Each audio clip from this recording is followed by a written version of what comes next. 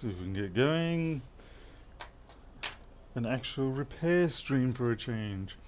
I'll just slide the sucker across. Oh, dude. Oh, forgot to wash the silicone mat. Bad of me.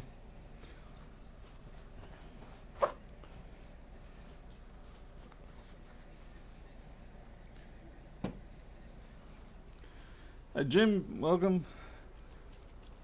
Just washing a couple of things on the workbench here before I put them to use on the new machine. It's amazing how much junk builds up on these things. It's almost like I have to have my own washing machine and dedicate it to throwing all of the items that I use in repair in there every week. Get it nice and clean.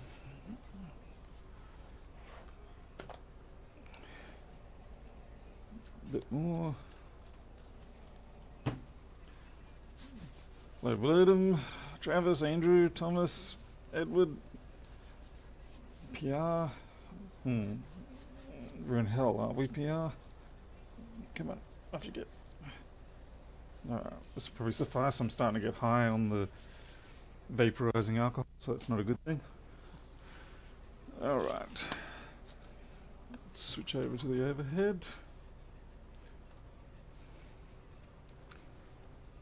Yep, it's well and truly stuck to there now.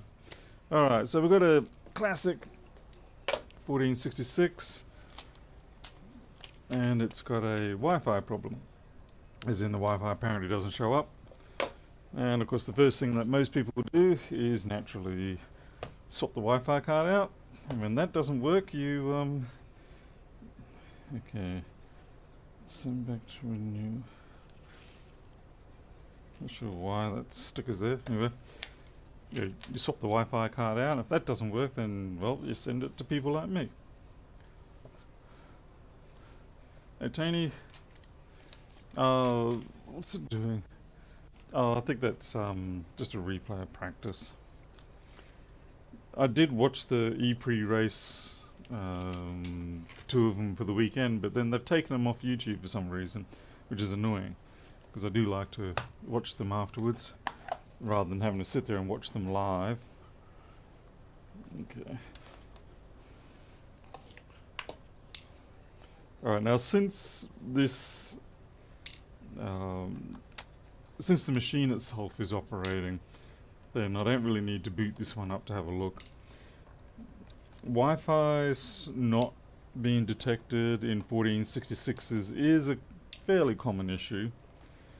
And most times it's corrosion on one of those little 8 or 6 ball glass BGA chips. Not always, but often. So I'm kind of, you know, hedging my bets that that's what it's going to be. Hey Mark, rescue. By the way, I got all the biscuits and all the cake. We're going to have to take the cake options down a bit, because we're not going to be able to eat through that much cake in a while. So, especially too that we don't have our new kitchen or pantry yet. So, I'm going to have to eat extra cake just to get through it all. Thank you very much, by the way. Thank you, Mark. Hey, Early. Alright, so we've got a 820165 here. I'm just going to quickly update that data. 583. I really do have to work on the putting the data in as it happens.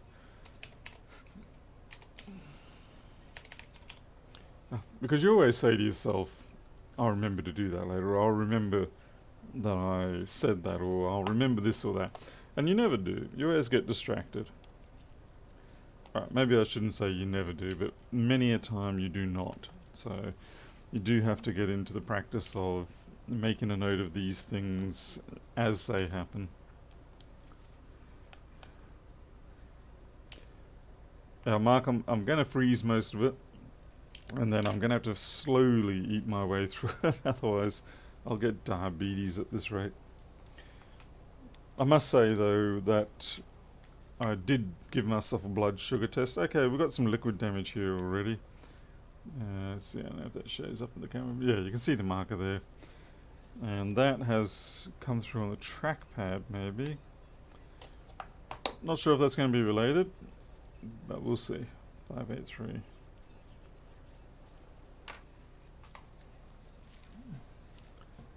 Crazy J, you're going to get banned along with Soderbridge with talk like that. Honestly, you people, at least when I taunted Lewis Rossman, it was always just about the SMCs and things like that. You know, it was never PCH or rough stuff like that. I need these jobs to at least succeed most of the time so I can make a living.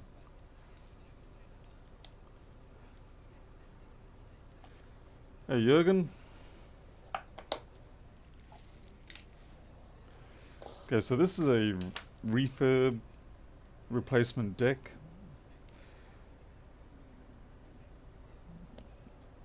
Let's have a look at the board as it is now. Hey Miles, welcome. Oh yeah, sorry, as I was saying, with Micro obviously being diabetic, and why is this camera not showing up? Microscope?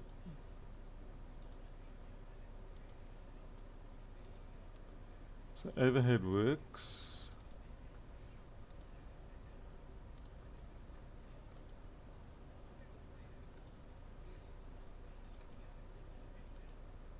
Oh boy. It actually had a brain fart. Alright, hopefully I can shut OBS down and then bring it back up quick enough. So give me a second.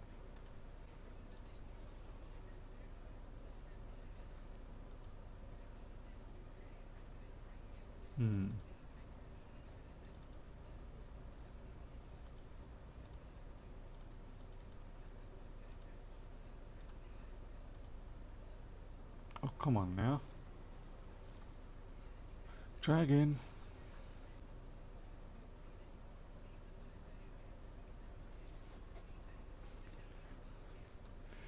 That's very strange.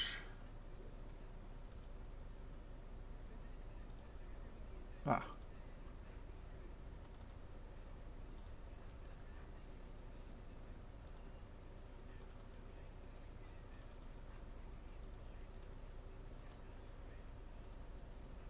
Alright, one more time.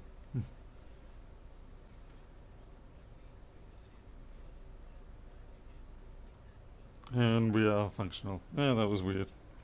This is why I want to get one of those Mage World capture cards, because then at least everything's fixed. So let me know if I'm still streaming.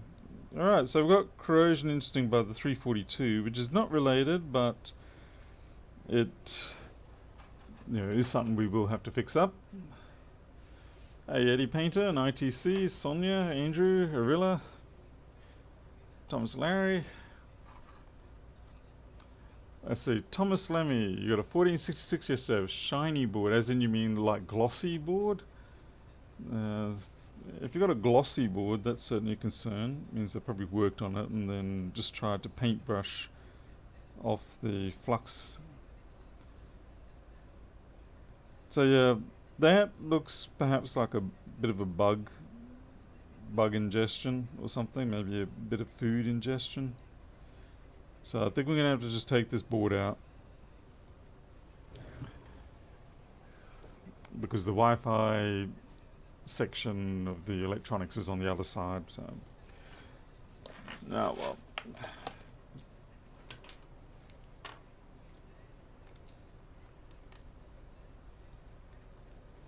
Did I end up saying all of my diabetic story? I don't think I did.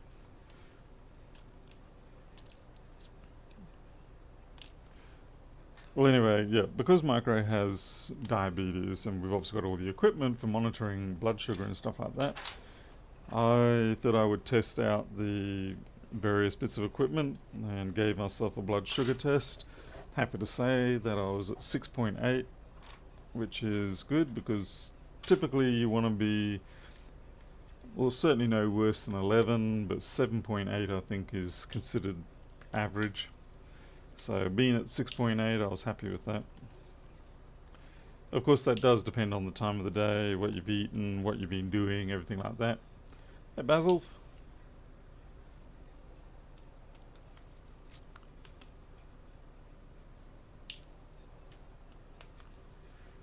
Ah, Yamara, how are you, good sir? Things finally starting to cool down out your way with the change of the season. No more toasting at 40 degrees at 10 o'clock at night.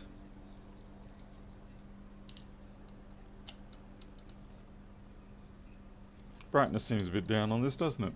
Let's see if we can tweak that. So hopefully that's not going to be one of those famous last words type things. It's probably overshot that a bit. Yeah, that's okay.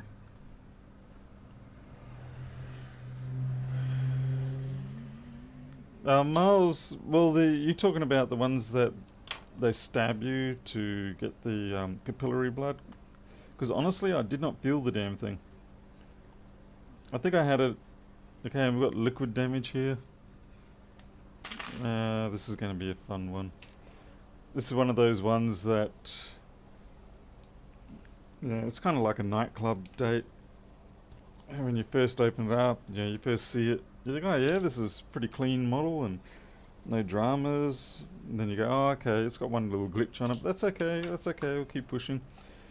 And then you start spotting this kind of thing and you realise it's too late. You're already too deep into the situation and you realise you've got yourself a crazy board to deal with.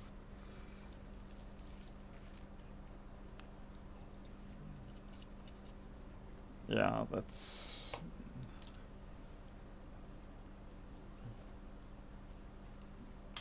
kind of weird. Wonder where that came from. Mark, you're constantly in the 6 area. That's actually very good. Poor Micro was at the 21.9 the other day, and that's why he was feeling very unwell. But the trouble is, we don't know why he got up to 21.9. We don't know whether he ate something, like he gorged himself, I guess. We don't know whether also it was because he is stress-induced diabetes, something freaked him out. We don't know whether maybe the insulin had become ineffective. Yeah, there's so many factors, so yeah, it's really quite awkward. You need frost to kill off mice by the millions. Oh, that's not good that you've got plagues out there. Yeah. Our winters have been very placid the last decade around here, so I'm hoping with all the rain that we've had. Ooh, alright, this is interesting. That there, again, not specifically Wi-Fi related, but definitely something that has to be fixed. And looks like the same sort of corrosion that we've got on the 342. He hasn't gotten out, he's always contained, but he might have gotten into one of the bags of biscuits, because Loki, the little terror, if he senses a plastic bag that might have cat biscuits in it, he rips it open. If we're foolish enough to come back from shopping and not put all the bags away immediately, this includes yours, Mark, by the way, when they're delivered. If we don't put them away immediately, within a few minutes he seeks them out, rips them open and samples what's inside. Now, Micro, because he's not allowed to have that sort of stuff, he obviously wants it. And so if there was a rip bag, he may have gone into it. And more corrosion there.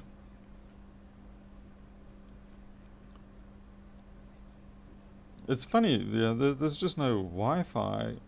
So it's usually one of these ones, I forget which one. Don't think it's that one. One of these two here is the Wi-Fi switch.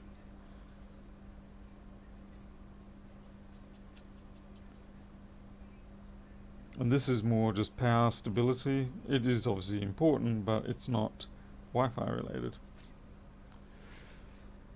Warren, we have to lance his ear and then do a blood test. What was particularly difficult when we were trying to check on him was that we were unable to get a drop of blood out of his ear reliably. So I don't know what was going on. Yeah, everything was just really playing against us. So I made the assumption that I had the one reading at 21.9, so I knew he was going to be high. And symptomatically he was very much high blood sugar type behavior. And so I went along and I pushed his dosage up from 2 units to 3 units, and it has brought him back. But now, once he's calmed down and we've got things back to normal as best I can, I'm going to have to start doing a more stringent sort of testing and such to find out what he needs as a new level. And we're going to have to control the food a lot more, because clearly he's getting a bit smart and not doing himself any favours. Alright, well, this is fun.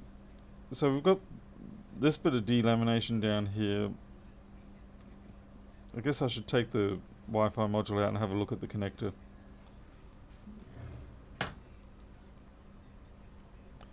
Yeah, Mark, you could say he gets into it a bit much. Should have called him multimedia. It has its ups and downs. Yeah, for 2 years he's been very good. We haven't had any events, but then this one just really took us out of the blue. Jim Allen, it depends whether you're talking millimole a litre versus I forget what the other one is. But for us, anything from about 6 to 11 is acceptable. Below 6, you're probably going to start, you start getting muscle twitches, spasms, and perhaps going into a coma. Actually, that's probably more like below 4.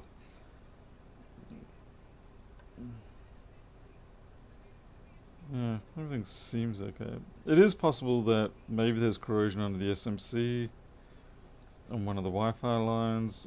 Yeah, there we go. There's our corrosion. That's the one. Well, I'm being guessing here, but I would say that's probably why. One of the bond wires has been corroded out. We'll have a look on the SMC and see where the Wi-Fi control bit is on that.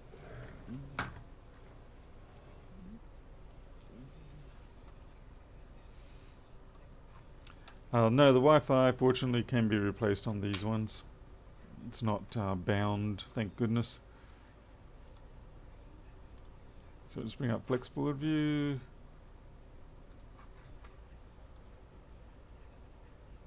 Been a while since I've used a 165. Hey, there's Zentech. Hey, Jim Allen.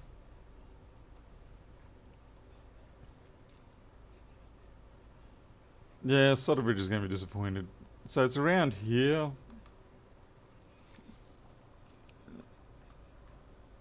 So up this zone, SMC reset. Okay, here we go. There we go. SMC Wi-Fi power enable. And that is around about where the corrosion is. So there we go. So yeah, boring, I know. We didn't even pull the multimeter out, but that's probably what is the problem.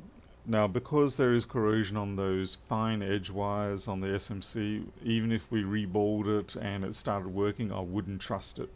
So we're going to have to take it off, get a new one.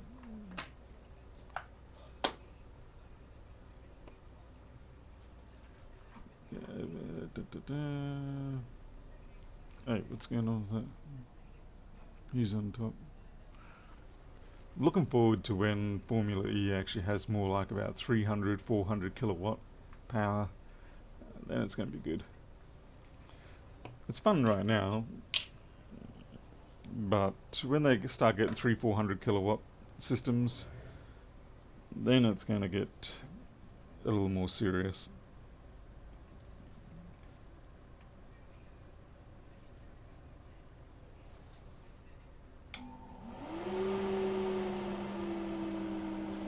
Yeah, Miles, it doesn't happen all that often, I know. I'm happy for it to be happening tonight, really. I am, given the difficulties of which I've been having with some repairs as of late. I'm very happy.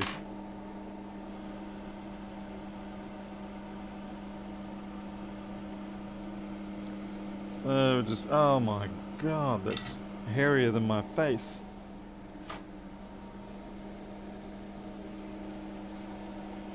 This time next week, I'll probably be starting the process of ripping all the carpets out of this house. Actually, probably this time in a day. We'll be ripping out all the carpet from this place. There's going to be a huge amount of tearing down of old walls, ripping out of, damn it, ripping out of flux syringe tips. That was a mistake. Yeah, the whole renovation process is going to start happening. Very, very much. Wow, even after that, I still... Because it is ludicrous how many fibers float around. And they're not necessarily organic. Yeah, a lot of them are carpet fibers or things like that. You want to actually, I'd take a Cybertruck happily. Very different sort of vehicle. I like the stainless steel body. Okay, so we've got 250 on the hot air here, just to let us get this edge bonding up.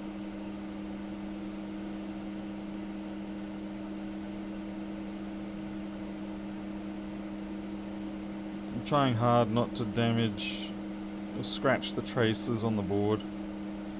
I mean, yeah, sure, if you do scratch them, it's not the end of the world, but it's one of those things where you try not to do any damage to start with. It's like if you're a doctor and you're trying to stitch a patient up, you don't want to cut them elsewhere and have to stitch them up in other places because of that. You know, just do what's needed. Try not to do any extra harm.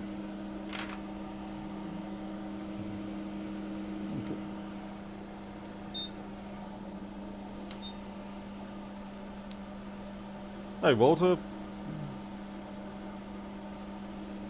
Walter, did you get the MRI working?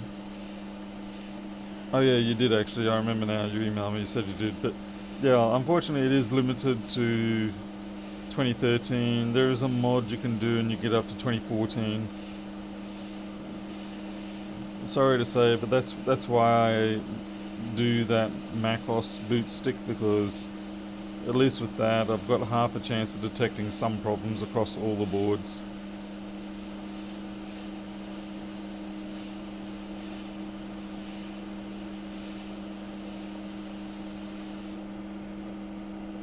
Well, you certainly can't see the damage there.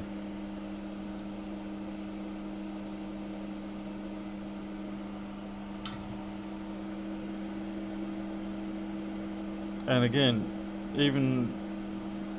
Okay, I think that's it there. Is it? Yeah, I think... Let me just check. Yep. I can see the delamination that's happened internally, and this is why when I'm doing SMC replacements, I toss out the ones that show this delaminating type patterning, because what it means is something has come in along those edges and is messing around in there. So that's why the Wi-Fi is dead on this one. So it's going to go straight into the bin.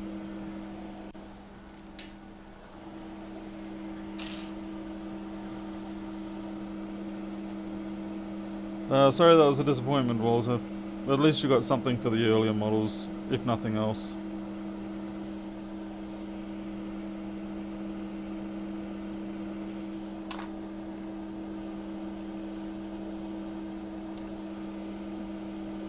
Good thing I don't have to do paste on this one. I gave up on my paste, but I have ordered more paste.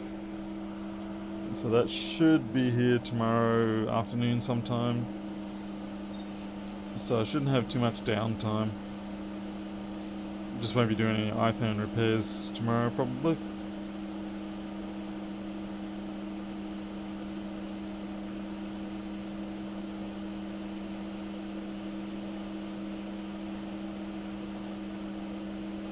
Okay, running out of flux there.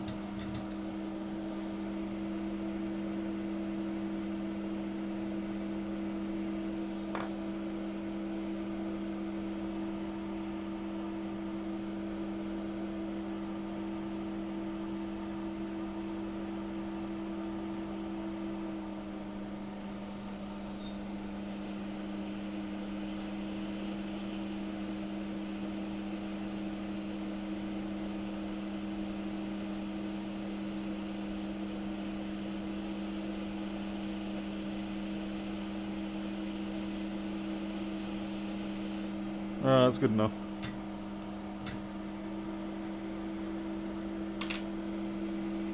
And we'll just drop some flux on that. Stop those pads oxidizing before I get back to them. We may as well deal with this capacitor now rather than later.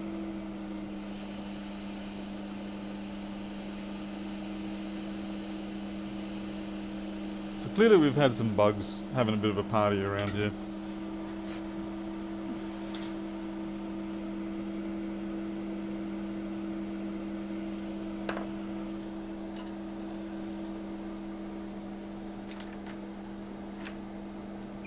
At least now we do have video proof for customers who say, well, how did that liquid damage get there? It's nice to finally have it captured on video.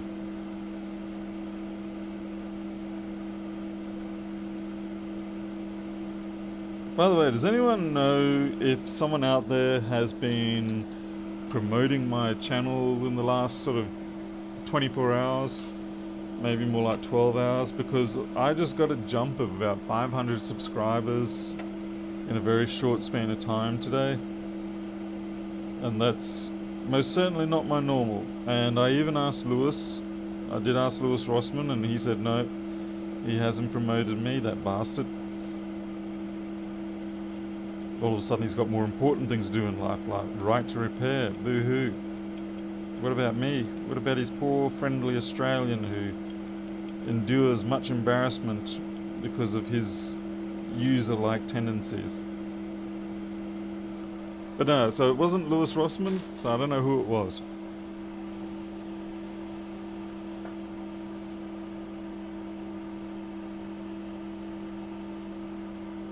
Yeah, Travis, that is fantastic. Always appreciate that. But whoever this was must have quite a few followers. Like, you know, in the hundreds of thousands, I would say. Okay, we've got corrosion wicking itself back up on this track here. So we're going to have to grind that back. Graham Adamite, Adamant. I don't know. It would have had to, because it all happened at once, and it was 500. It would have been, at this point, something like 12 to 16 hours ago, someone released a video.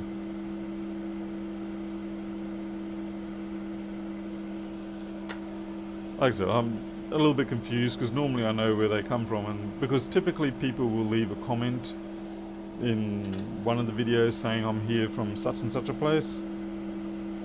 Kind of like people saying first post, but I got nothing, so I'm stumped.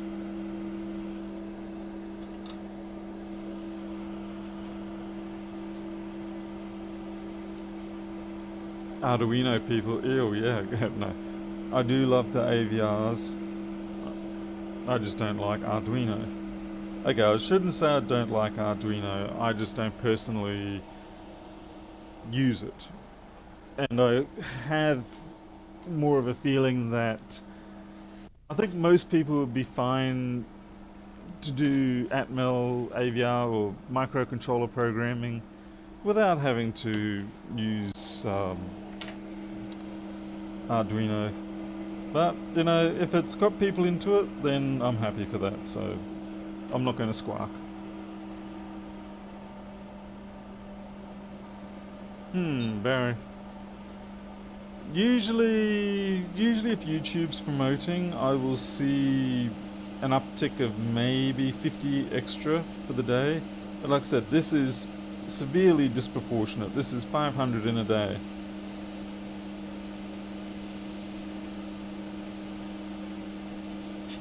I mean, that's a big jump.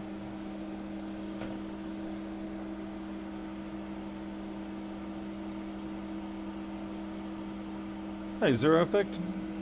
Well, look, I'll be honest and say COVID has not been a problem here for us. We do live in a fairly rural area.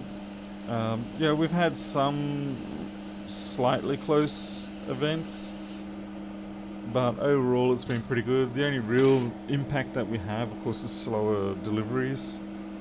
simply because, you know, obviously down south or other places are struggling. We did have to have 2 weeks of wearing masks, but funnily enough, I still wear the mask now. When I go down to the shop, I still wear the mask because I don't trust people down there. And quite frankly, it's getting to that time of the year where people are going to start coughing and spluttering. They're going to have their colds and flus, and I don't want any part of it. And so, since people have become accustomed to seeing people wearing masks, then I'm just going to continue to wear mine. I do get some dirty looks from people, and I've had a couple of people say, you know, you don't have to wear the mask anymore. And I was like, yeah, I'm fully aware of that. And in this particular instance, as it started, I was actually preventing myself, or at least trying to prevent myself infecting other people, because there was actually sickness in our house. It wasn't COVID, obviously, but the point is that I was actually stopping what I could possibly be carrying from spreading too much. But no, people just seem to have to come up to you and say, mate, you don't have to wear that anymore, mate. It finished like a week and a half ago. What's wrong with you, mate? And it's like, yeah, I'm just trying to be a nice person and not spread my germs. But would you like me to take my mask off and cough all over you right now? And you can enjoy having 3-4 weeks of coughing fits because of whatever it is that's running around in the house.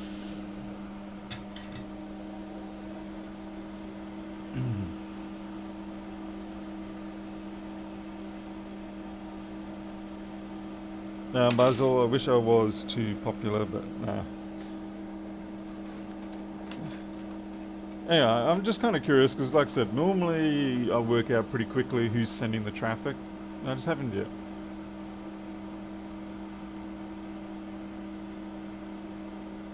Yeah, Miles, people are desperate to have things go back to normal, and you know, I get that. It's been a long time, I understand, but, and that's fine if, for the most part, they want to take that personal choice, make that choice of theirs.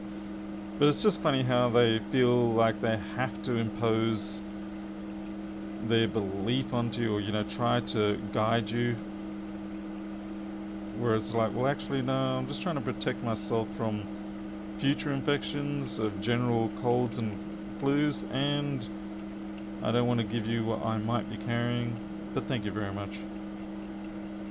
I mean, it is a country town, so yeah, people are perhaps trying to just be helpful in their strange kind of way. Will we ever get normal? I doubt it. I think this becomes the new norm. And to be honest, I think a lot of industries are actually quite happy about it. I think there's a lot of business that has come about because of the COVID change. It's a chance now for industries that didn't have a chance before to start performing. Yeah, being able to capitalize on certain strategies that they took. Whereas others that were entrenched, that couldn't move fast enough, have now sort of sunk back. And so I think, yeah, I mean, there's a good business case for it. The world loves changes like that.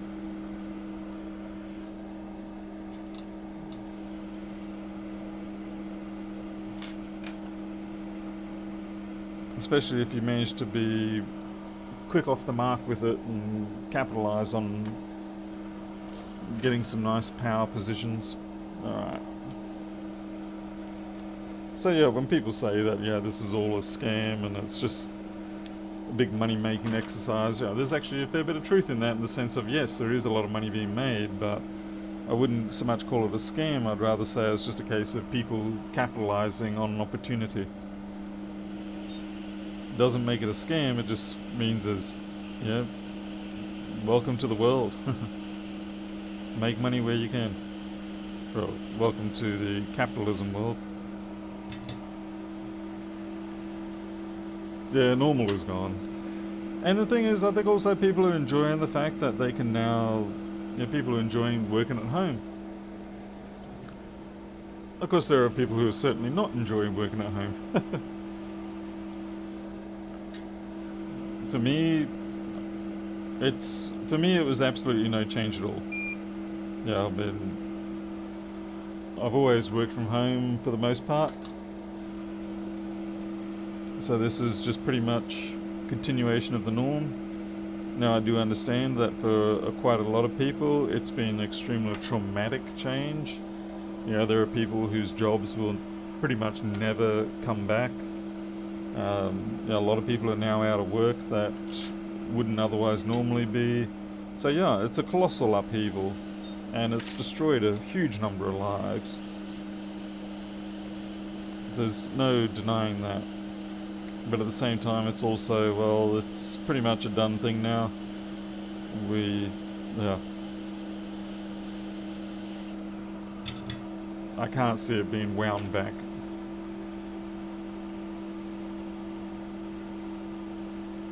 Yeah, Miles, exactly. It's capitalism, not a scam.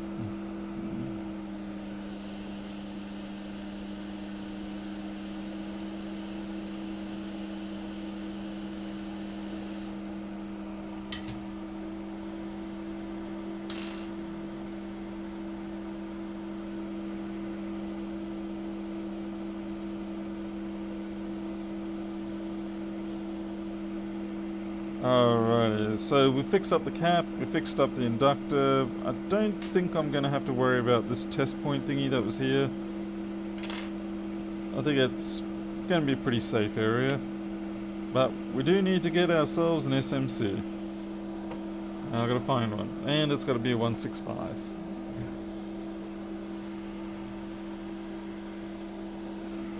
Zero, not for much longer. Next Thursday is the move out day.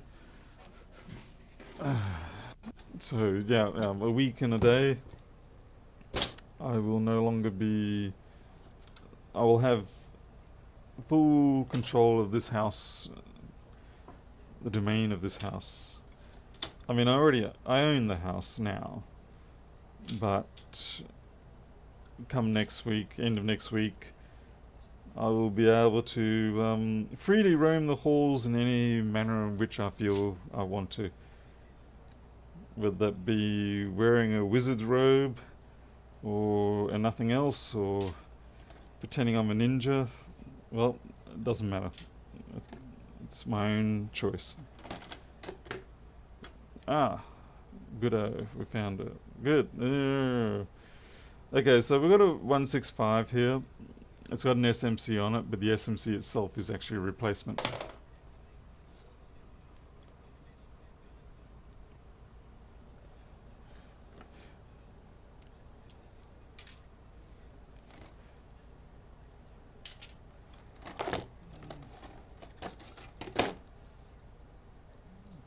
Trying at 3437. So it's a real shame you can't, or don't seem to be able to put 3437 on 165 SMC situations.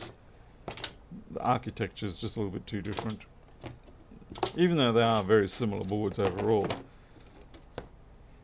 Oh wow. I could have sworn I bought a bunch. Yeah, I probably did buy a bunch, but run out again. Oh, here we go. Yep, there we go. We've got one.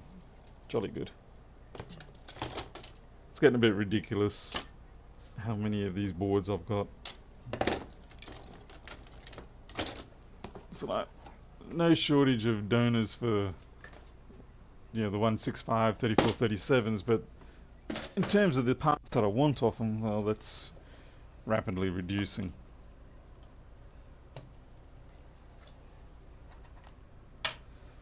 Alright, let's get this SMC off.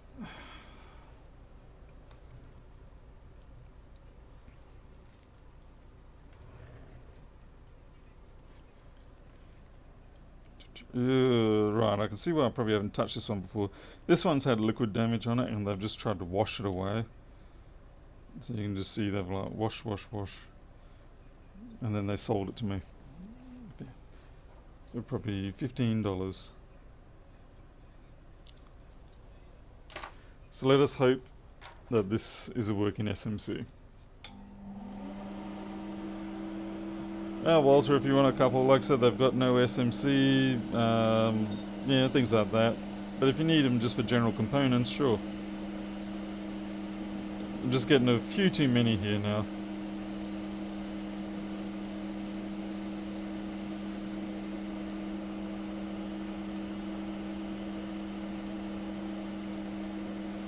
Well, no wonder that's... I was cooking that at 460.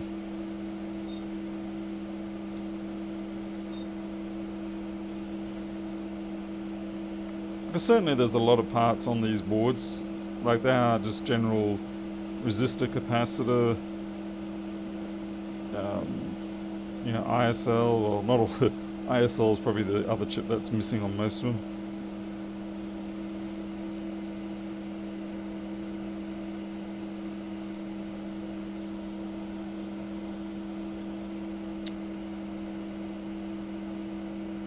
Go.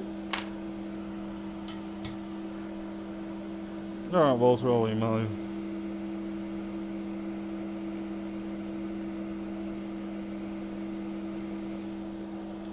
I mean, obviously I still keep a fair few for myself, but at some point you sort of start to notice that you've got a glut of boards that you really don't need to have a glut of. I would say I probably don't need to keep more than 5 of each of these boards at any given time.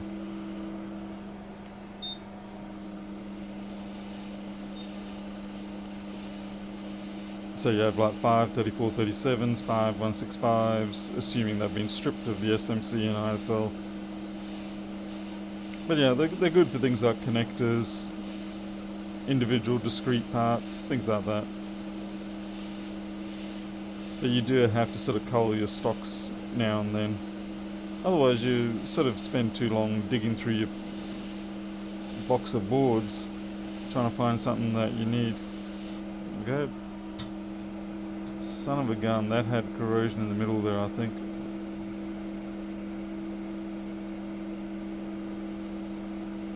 Just looking to see if it's got any of those delamination areas that I was worried about.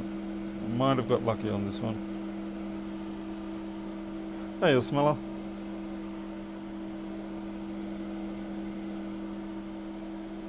What will happen if Apple starts designing chip on board?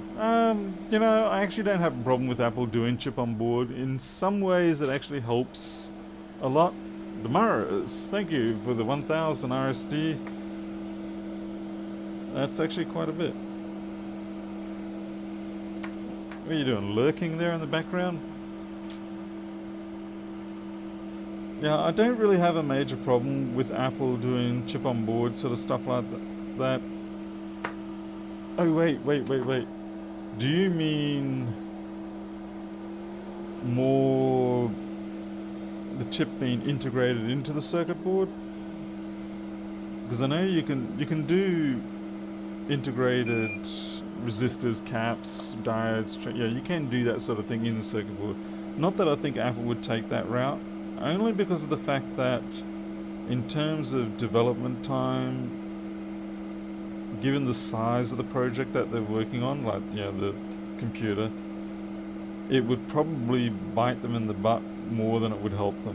Like, they maybe say, trying, okay, we're going to derail these right to repair people, but it will probably do them more damage than it harms us financially. That sort of stuff, yeah, you put into small boards. Okay, I think it's everything. For some reason the wasn't really sucking that up as well as it should. Hey, Retired Tech. Oh, when they pop this chip straight on board. Okay. See, for me, chip on board means a few different things.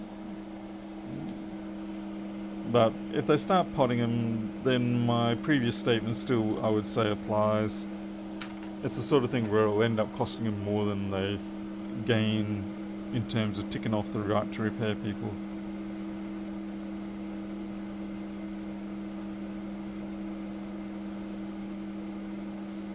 Because Apple needs to be able to rework their boards as well, which they often do. So for them, it's more of an advantage to be able to keep standard rework procedures, but restrict the availability of the parts, or serialize them as they have.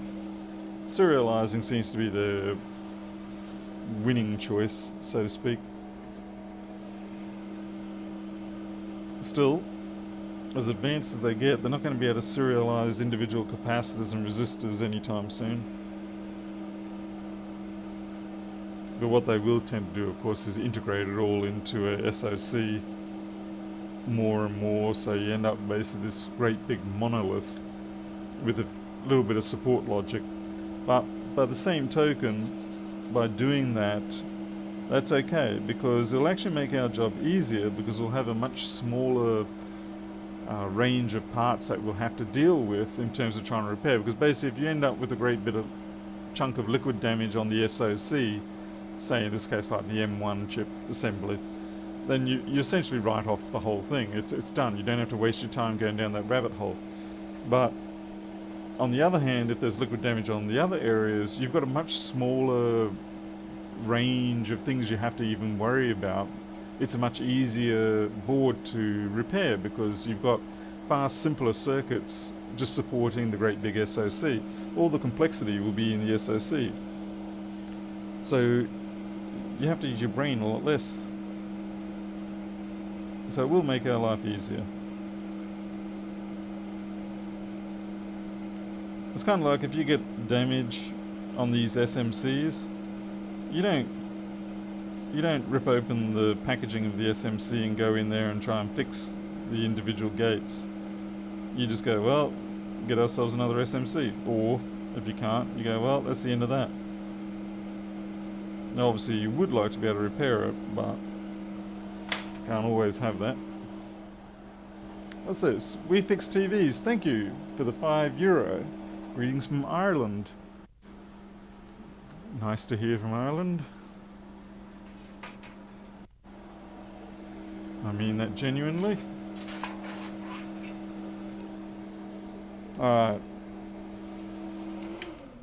Time for the SMC Reballs. And poor old Solder Bridge is going to cry his little heart out over this one. Missed the opportunity. Yeah, that's... What is that?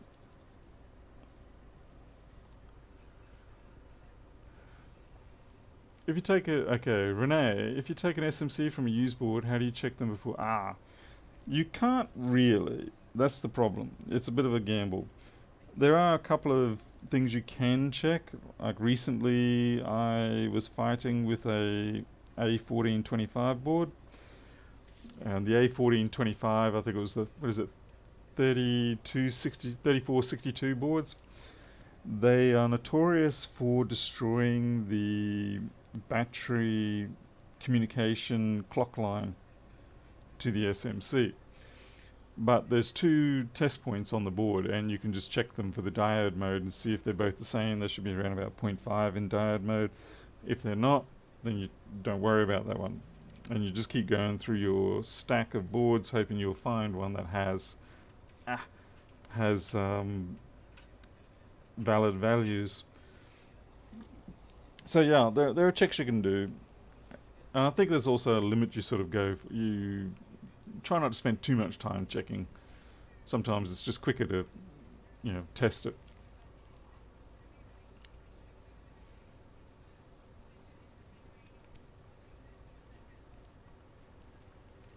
The recent data breach thing. Yeah, I'm very curious to see what comes of that.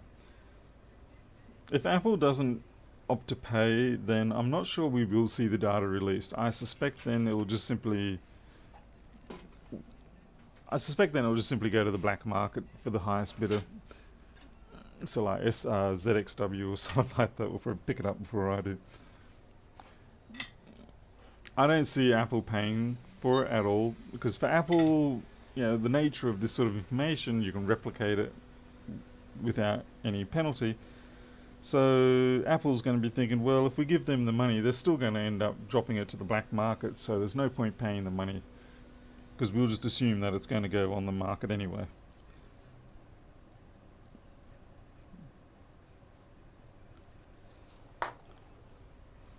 Alright, so with the SMC Reballs, if you haven't watched these before, we start out with the two opposing corners with a ball, which becomes our guiding pins, as it were.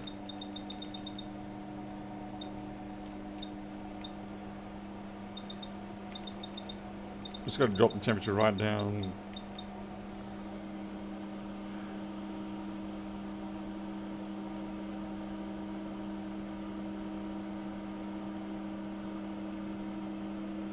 Yeah, exactly. They're going to release it anyway, so Apple's smart enough to know that. So they're just going to go, suck eggs, guys, and yeah, go kick rocks. But I guess from the hackers' perspective, they were hoping for the easy money. I mean, yeah, Apple's got so much money, they were probably dreaming of simply Apple saying, look, here's 10 million to not share it. Because Apple's not that stupid, they know that once you give the 10 million to these people, they're going to go, well, boy, that was great, let's do it again, and yeah, where do you stop?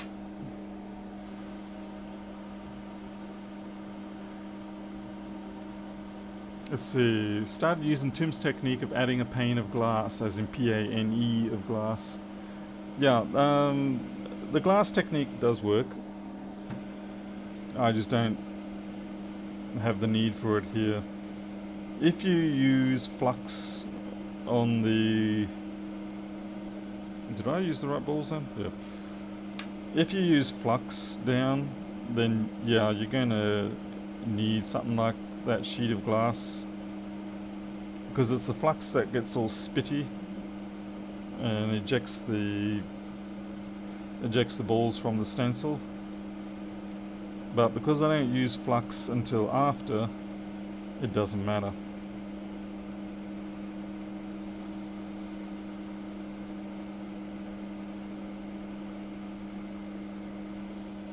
Alright, so we heat this up until we get the deforming. Just make sure I get all of them. Yeah. If I've missed one, that doesn't matter. So yeah, we just heat this up, burn off that alcohol, and then once the balls start losing their gloss, yeah, they're starting to lose their gloss. That's pretty much when everything's come up to temperature, and I just completely wrecked it then. Alright, train wreck. Obviously it was not hot enough.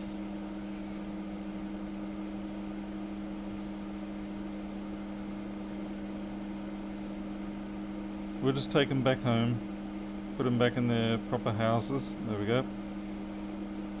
Alright, but you can see what I mean by the balls being, they're not even spheres anyway. Okay, that one is, but yeah, they're all messed up and everything like that. That probably helps a little bit with preventing the flux from forming explosive size bubbles around them. Anyway, I think the main key is the fact that when I apply the flux when it's all hot, the flux is too thin to form a thick enough layer to cause trouble. Anyway, here we go. This is the reflow phase, and as you can see, everything just very nicely sits down, and there's no spitting or anything like that. Hey Andre. Hey Tonto B. Things are going well enough. I mean, life being what life is, it's never a smooth ride all the time. You get to be thankful for the days that go well. And just like you get to be thankful for an SMC that comes out nice like that.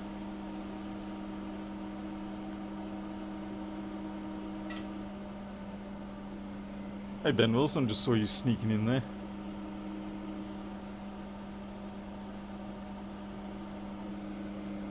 Yeah, Ben, yeah, you could do a pogo tester as you said. I guess you sort of got to decide, what's the way up sort of thing. It's a bit like earlier today when I was on the other stream with doing the iPhone 8. You can get specialist tools, but then how often do you really use them? Is it really worth it? The time invested? And that is not so much a loaded question, it's a genuine question. and everybody's going to have their own personal answer to that one. For some people, it's worth it. For some others, it's not. I think the important thing is to realise it's an individual choice. For me, if things get more complicated than a chipmunk, then I'm probably hitting the exit button pretty fast. That's just because I'm a bit of a simpleton when it comes to tests and stuff. I'm far more the janitorial repair person when it comes to boards than I am a true tester and diagnostics person. My strength more lies in software. It always has. But I'm more than content to do hardware repairs as well. Got to make a living.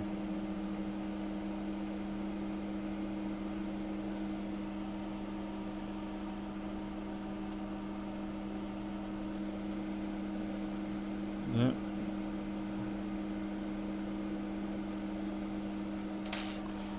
It's funny how you can get kind of a default knowing of where to put the SMC.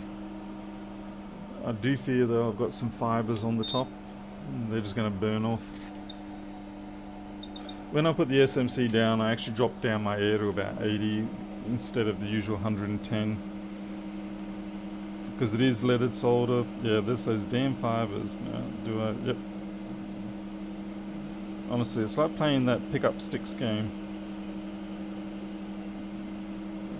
If you're born in the 70s or maybe the 80s, you'll know pick-up sticks. I don't know about the 90s. I wasn't a baby at that point.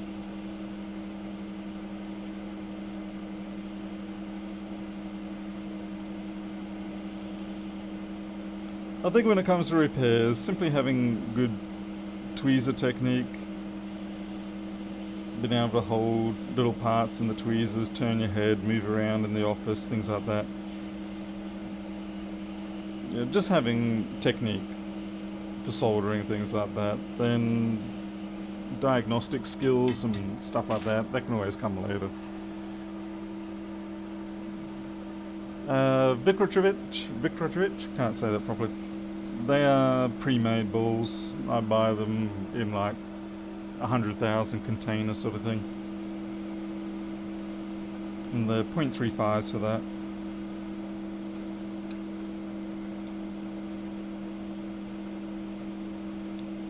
They're looking pretty good.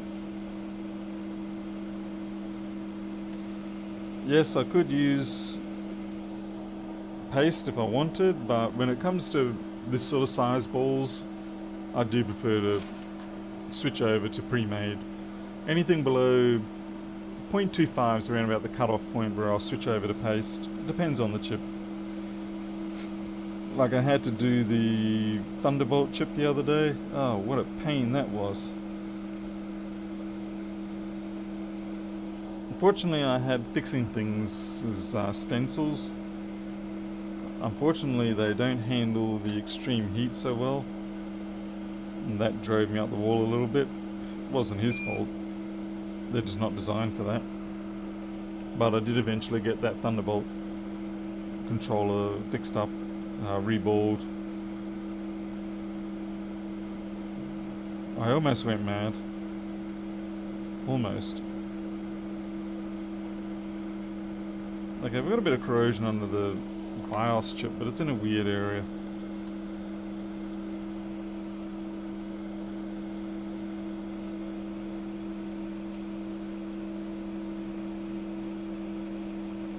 That. Yeah, okay. Yeah, I see what's going on here. Okay. Let's see what shows up. Okay, you can see this little metal copper type spot on the side. Well, it's the same thing over here, but that's corroded, so we should probably replace this BIOS chip.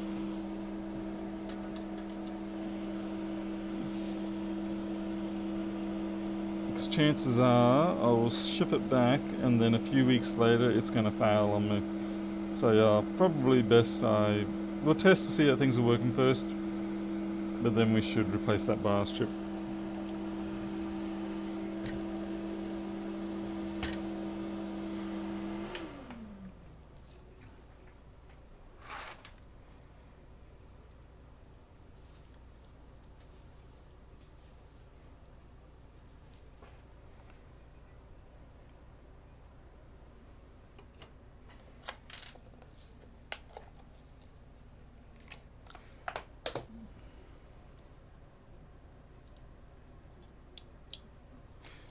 obviously we need to put the Wi-Fi module in, since that is what we are testing for.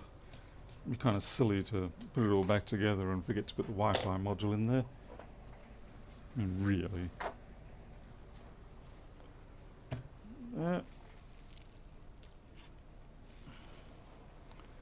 Not sure what to think about this liquid damage mark here.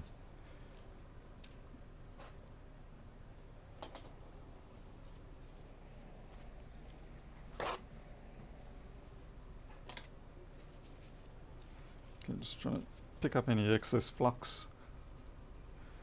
Hey, yes. Hey, Greg. Nice to see people here.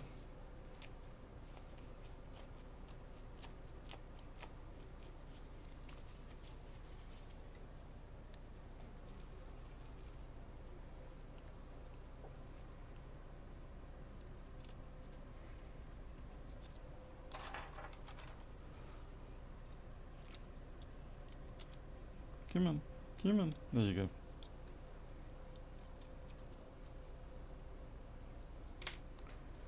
We don't need to actually connect the Wi-Fi antenna cables though, because we do have a router right next to us.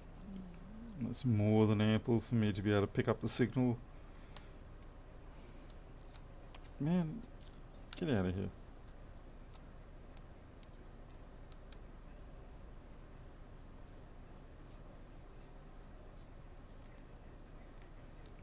Come on.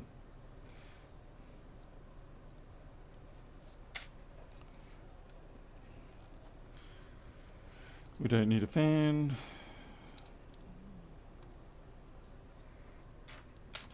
Pretty simple setup's all we need, and oh cool, we get to no. I was gonna say we get to try out the chipmunk, but we'll do that later. Right, this is what I was after, is the macOS tester. Come on.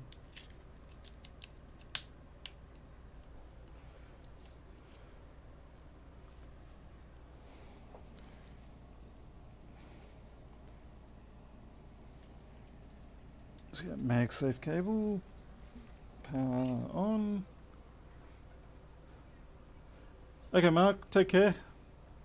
Drop you an email, catch up sort of thing. Okay, thank you.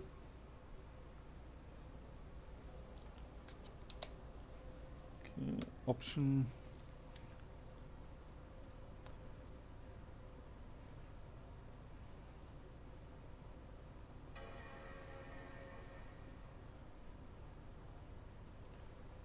How long have I worked as a repairman? Not as long as I've been in electronics as such. I've really only been doing... Oh, I hate it when you do that.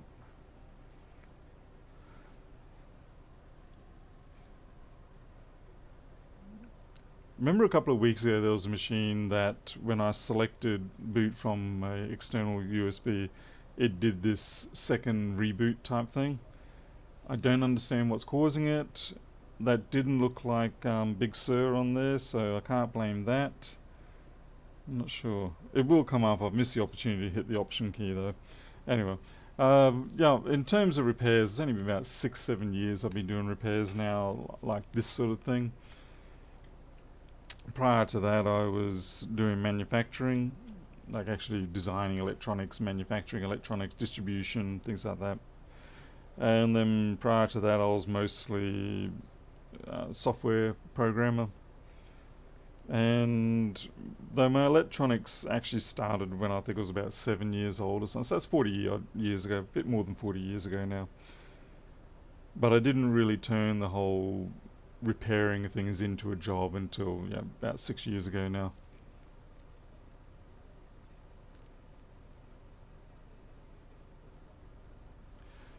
Thomas Lemmy, I think they did the second reboot after Big Sur was booted. It's just that the logos that came up didn't look like the ugly Big Sur ones. Anyway, I can see a Wi-Fi logo already there.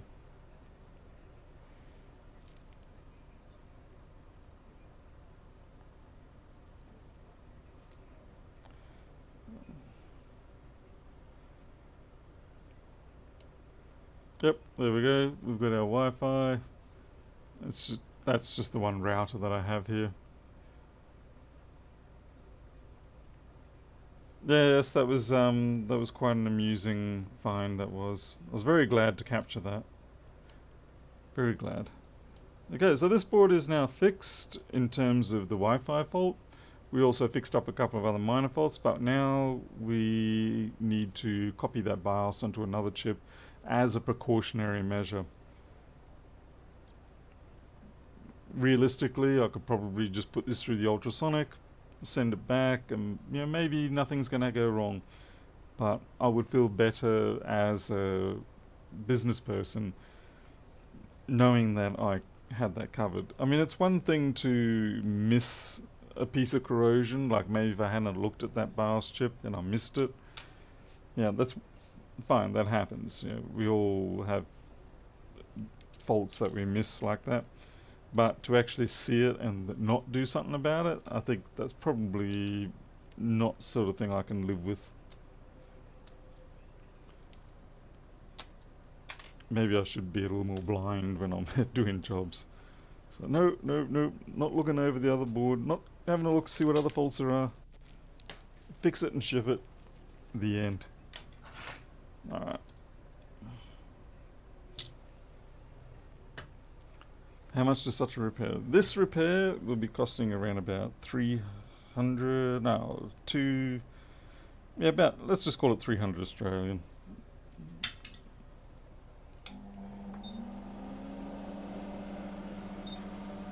Not the cheapest in Australia. You can go to eBay, you can probably get your boards repaired for $50 to $80 by another person who's obviously decided that they're going to go for the bottom of the barrel race in terms of marketing technique. And that's their choice. I can't stop them, even though it does sort of kind of kill the market for their future. That's the way it goes. But for now, I consistently charge around about 300 for these jobs.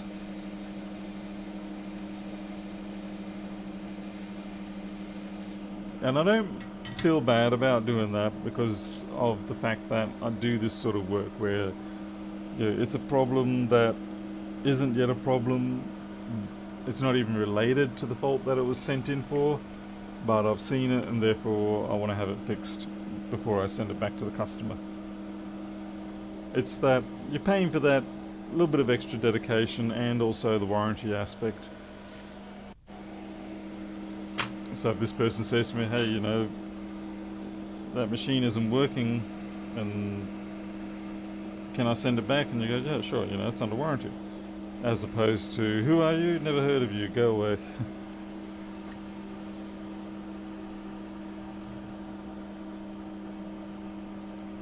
Is that including Basil? Depends on the job.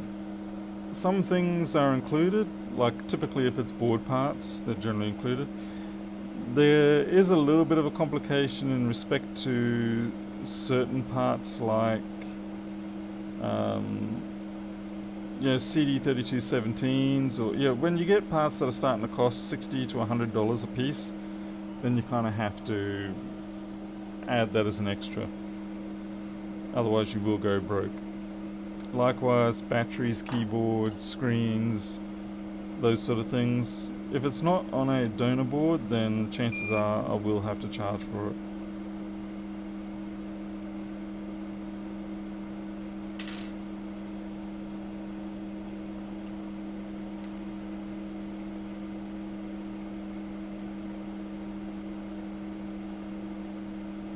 Okay, that's good enough.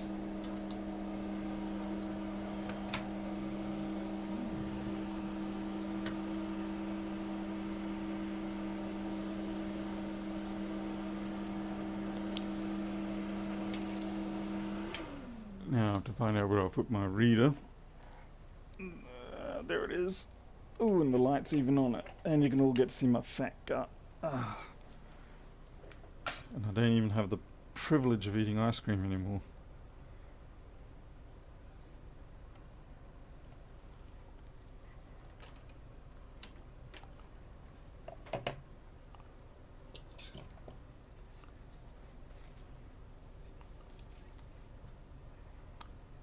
We fix TVs. There's multiple possible reasons what could be going on there.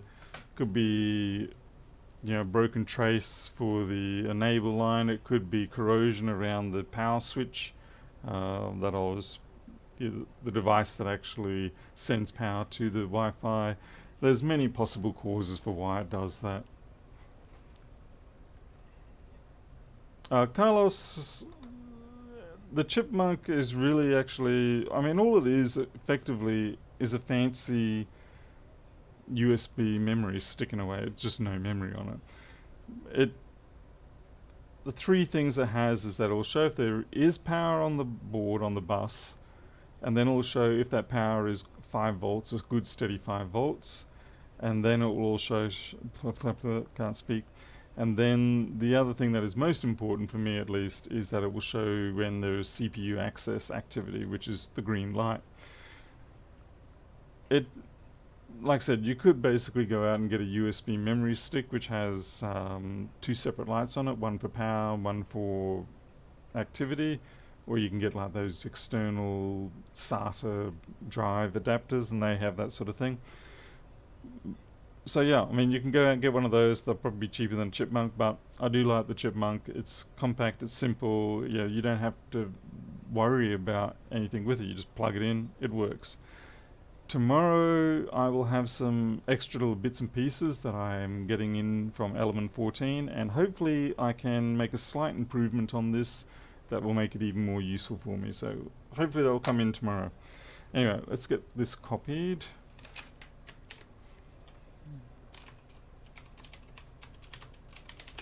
What job's this again? 583, A1466, 820, 165. History.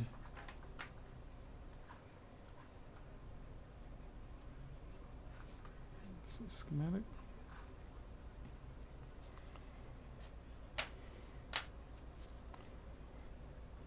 Definitely worth the money. Yeah, even if they sold the Chipmunks at like $70, I'd probably still buy one because of just how useful they are. Let's see. Grep, Paul, Grep. Thank you. And someone didn't take a moment to have a look at what the actual chip was. What have we got? We've got a Winbond 25Q64. Okay, cool.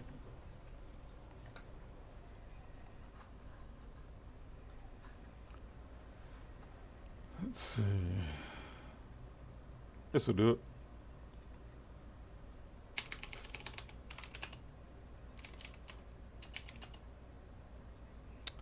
Let's 583.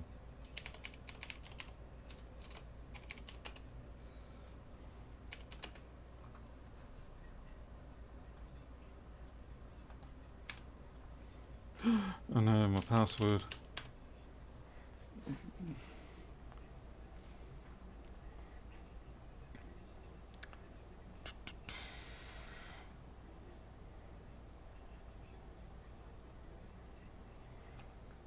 Oh, good, Carlos. Okay, so yeah, you've tried the Tire CS or whatever it is. Definitely, I've used them all the time. I know I can use some firmware mods, like I know Column produces a very nice one. What is it? DOS Dude. Yeah, there are multiple options out there. For me personally, in terms of providing a commercial solution for the 2915 type GPU failure, I prefer to use Harold's solution, the drop-in module. It just feels like a more suitable solution for commercial type repairs for me. Everybody gets to choose what they want to do, and that's the one I've gone for. Yes, it does cost more money, but again, it's a one-off cost, and it saves me time, and it produces a solution that I'm fairly sure that the client won't be able to stuff up. Tarcesis. Whoa, okay, I'll try and say that. Tarcesis. I just see the first 4 letters. Tire. Yeah. Tarcesis. I will try and remember that.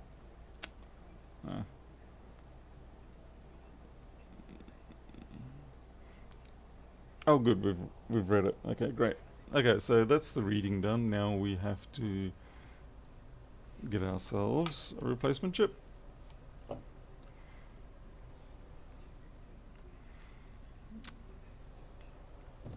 What am I looking for? Ah, this. This is the only use I have for a breadboard anymore. Even though these aren't technically breadboards. These are proto boards.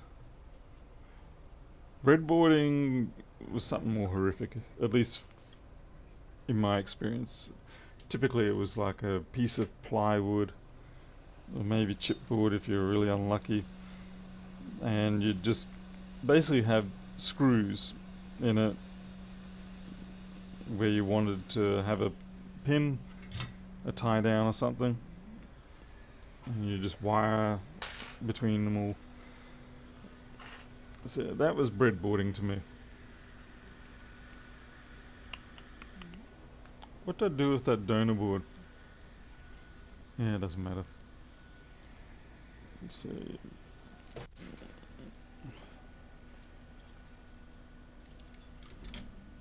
It seems like I've got a taste for BIOS chips around here. Uh-huh. See if this is a WinBond one. Yeah, it's MX. I'm so lazy, I'll spend another 3 minutes looking for a WinBond one.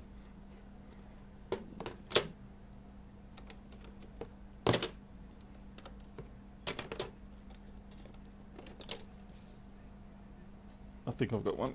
Oh, and this has also got an SMC on it. Wow, my lucky day. Yes. A little bit beaten up though, but it should be fine.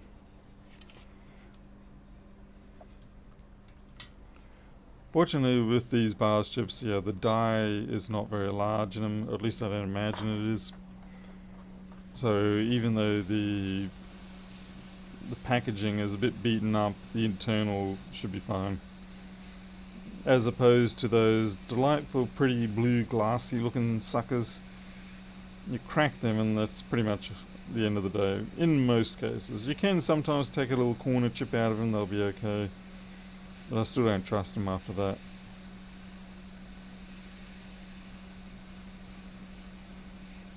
I think the saddest ones to see die are in the iPhones when you break your little 4-pin glass blue EEPROM that contains all the code that you need to be able to gain access to your data. The number of times I've seen people crack that thing, or worse, discard it because they thought it was just a little MOSFET or something. And that's a moment they will live to regret. Alright. If you do iPhone repairs, you'll know the one I'm talking about.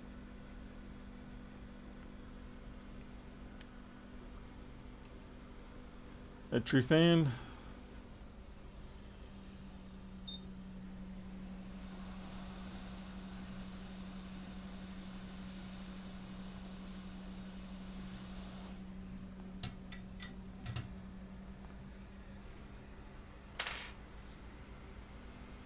Mike Ladd, no, the chipmunk works on any USB port. It'll even work on USB-C if you use a adapter.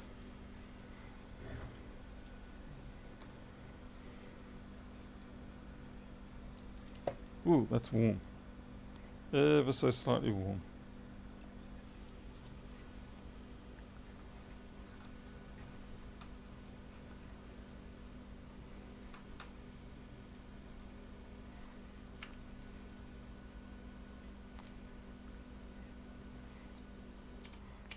And now we write it. What? You got a different chip? What's going on?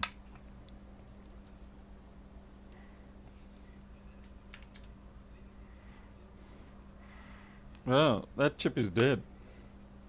Either that or I've installed it upside down. I'm gonna go with Paul installed it upside down. Yes, yes, yes, yes. No, no. Alright, the chip is dead. Well, boo-hoo.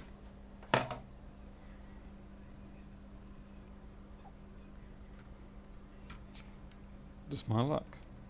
After I spoke about how I didn't expect it to be damaged.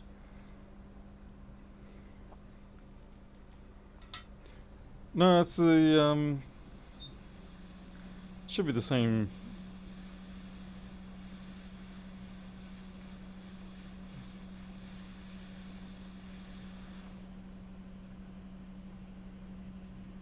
Yeah, it's the same one.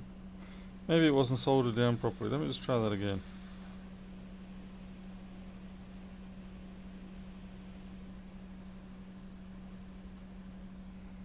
That takes a long time for that to cool down.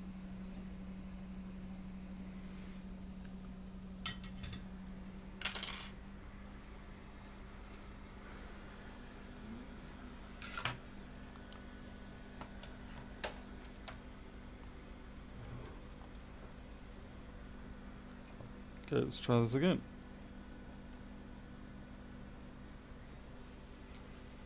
Maybe I need to blow on it.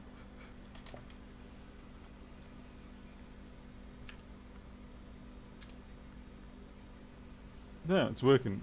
I must have just not have had one of the pins soldered properly.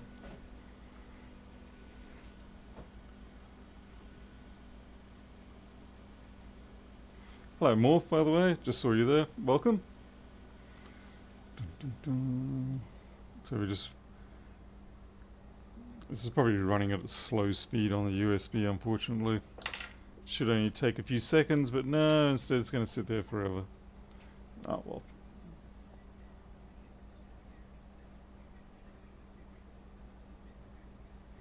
Don't forget Mike's fume extractor. Thank you, Barry. You are quite correct. Yes, I had forgotten that. 17, 18. It's so slow. Give an opportunity to have a sleep, because after it's written the code, it then has to verify the code. Yes, that's right, Jeff. The TL866 works in Linux, so I'm happy for that. Yeah, what happened is that we had the BIOS chip that was on the board, it was working, but there was corrosion on it, on just one of the exposed edge pieces of metal. And so I decided that rather than send it back to the client like that, it would be better for me to replace it now and get it out of the way. And proof that it happens like that, of course, is the SMC in this particular instance had the same issue. There wasn't actually any corrosion on the balls of the SMC, but there was corrosion on the side wall of the SMC, and that had gone through and done the damage to the Wi-Fi control section. ZA, I think the problem why it's so slow at the moment is just because of the setup I haven't bothered to optimize it. There's some settings you can use for when using this programmer on Linux that will actually make it run at proper speed. It should be running at least 3 to 4 times faster than this, as far as I understand.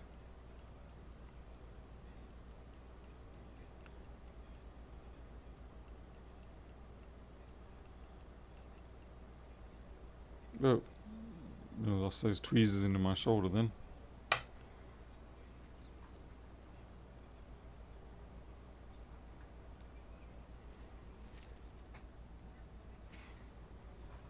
Let's see what's going on.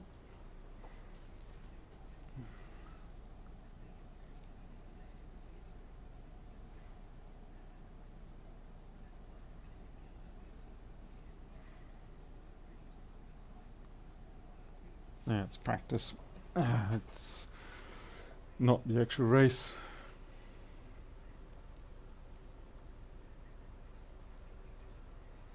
Yeah, we're only at 50% on the read for the verify. I do wish I could recall what the speed up was, but oh well. The trouble is when you only do this 2 or 3 times a week, you never remember these things.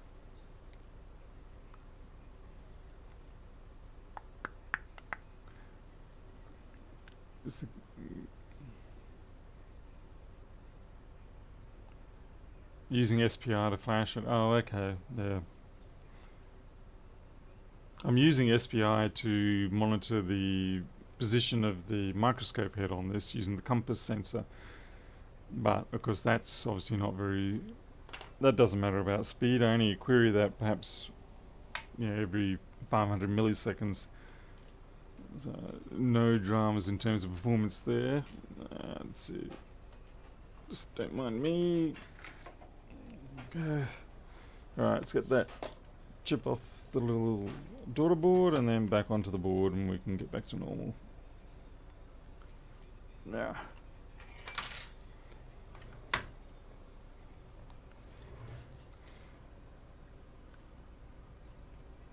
Sometimes it can go slow simply because it goes into fail-safe mode or fallback default, rather than full speed. It's a bit like in the old days when you didn't always have DMA access enabled on IDE drives, and so they'd just fall back to the old PATA mode.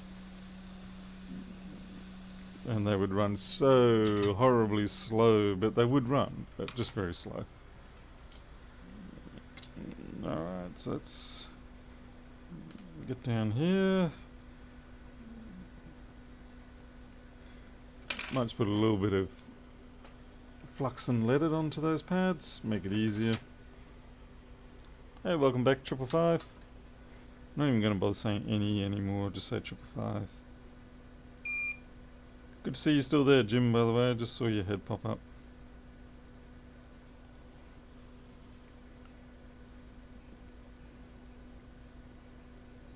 Trying to get an itty bitty amount of solder onto the center pad is a fool's errand. Yeah. Hey Runa, welcome. Okay, just push this back a bit so we're closer to the exhaust fan that I'm going to turn on.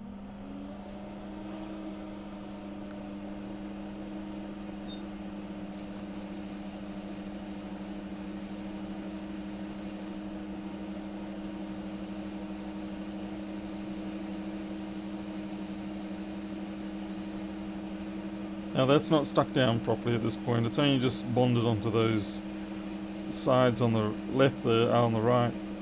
We've still got to wait for the center pad to melt. It takes a little time.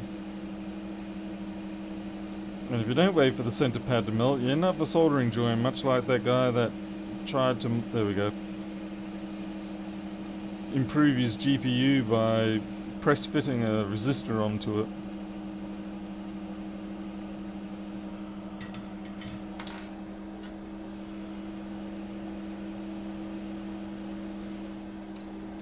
To be fair, it wasn't his thing to do normally or anything like that. He was just trying, but you could see where everything was going to go wrong. You just need a lot more heat and flux, and he probably would have been alright.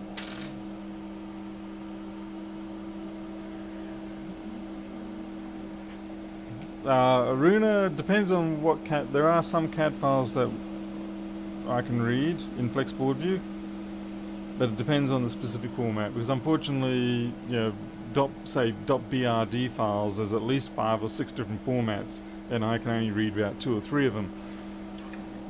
But I do have CAD support, but whether it's the CAD support you need, that's the trick. If you want, you can send me the file, and then I can tell you whether it's readable or not.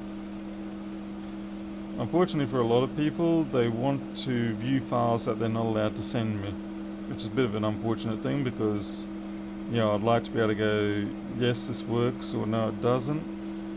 I suppose what I could do is actually make a web-based run Flexboard View on the web server that I have. And then people can upload their file, and then Flexboard View can render it. But I mean, it still doesn't actually change what's going to happen. What's to say I don't just cache all those files that the people send up to me? Yeah, but perception is everything. If people think or perceive that it's safer that way, then I guess I'll win.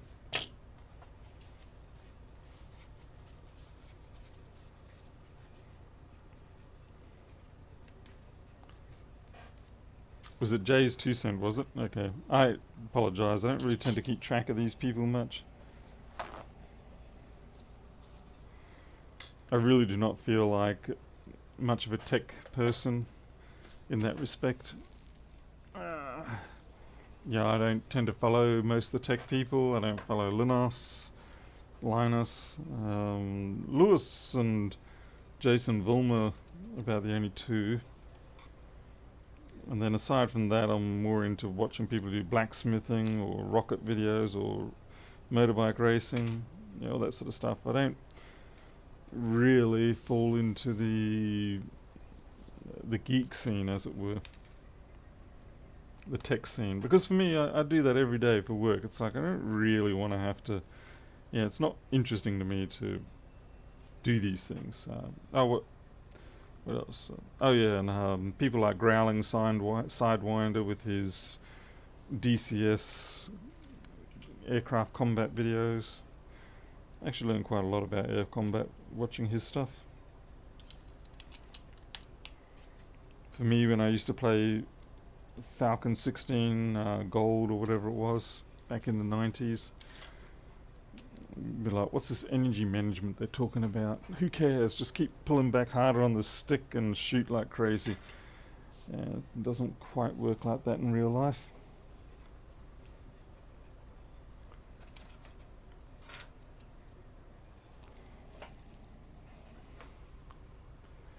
Hey, Pionov.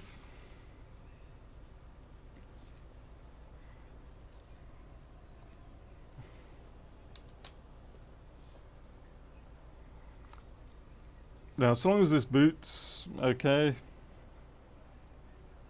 and it doesn't sound like we get... Oh, had me panicking there for a second.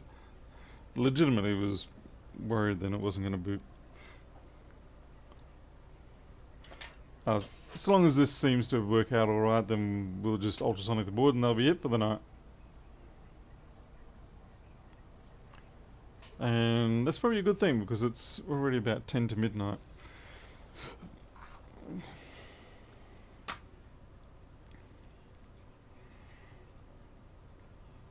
Thanks, Jim.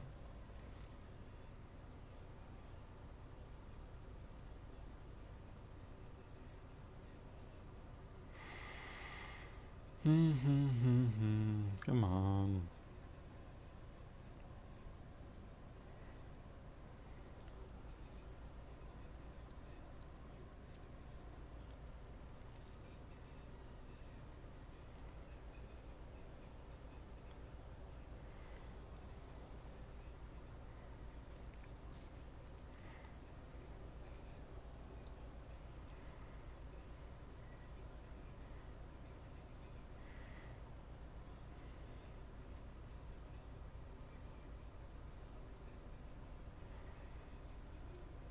Okay, RPMs are normal, temperatures are normal, Wi-Fi is picked up, sounds picked up. Let's just run Valley.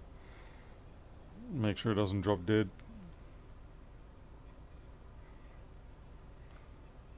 Jeff, you're talking about me.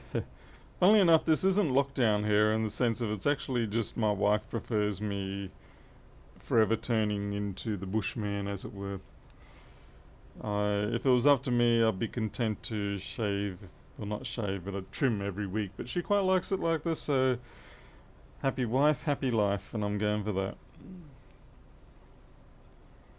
The hair, the actual head hair is quite a bit shorter than it has been in the past. So we'd go for the facial growth instead this time. It is getting a little bit annoying at the moment now. I've got to trim back the moustache area. I really don't enjoy being a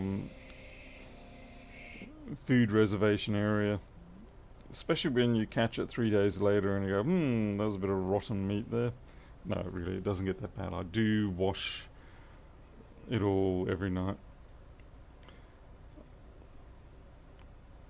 Alright, so we've got about 15 to 10 frames per second, which is not too bad considering we don't have a battery in here, so it is probably throttling down a bit. Everything seems good. So I think we'll call that a fix. So, yeah.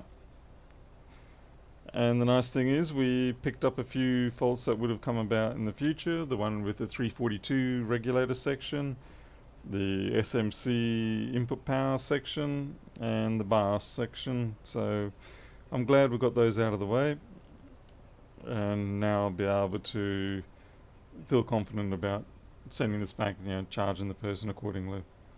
Shut down. That's good. One job, hopefully well done. This is assuming, of course, it passes through the ultrasonic test and the dry, which it has to go through tomorrow.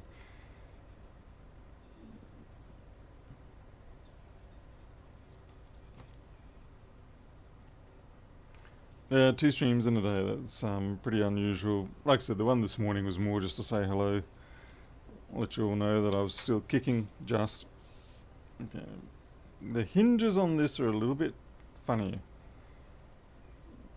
I feel like they're not quite lined up properly. I might even tweak that later. All you got to do is just unscrew these T8s or 6 T8s and then just adjust the frame a little bit, tighten them back up until you get it feeling nice.